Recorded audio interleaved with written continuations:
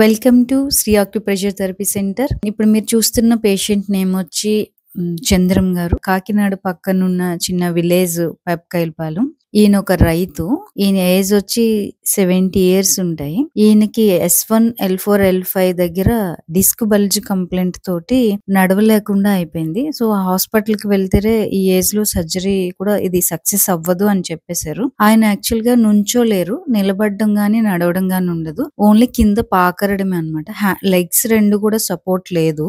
So గోడ పట్టుకుంటే ఏదైనా గ్రిల్స్ ఉంటే అవి పట్టుకొని నుంచోగలుగుతారు, లేదా అవి కనుక వదిలేస్తే ఈయన కింద పడిపోతారు అనమాట.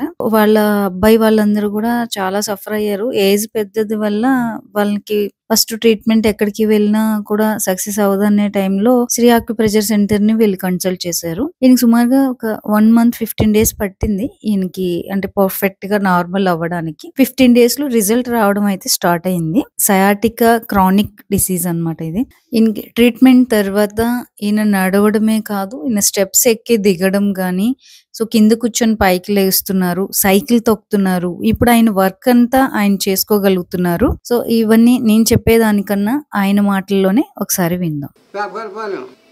చంద్రరావు మనుషులు లాగలేకపోయేవారు.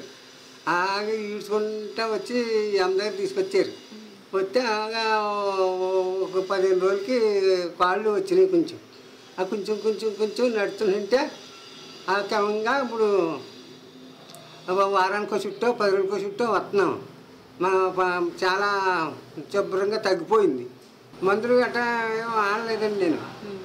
ఈ అమ్మ వద్దు చేస్తుంటే అదే వద్దు, ఇంకంటే వద్దు ఏం లేదు. ఇప్పుడు మొత్తానికి నడితే పరిగెట్టేస్తున్నాను కూడా. చాలా బాగుంది బాబు.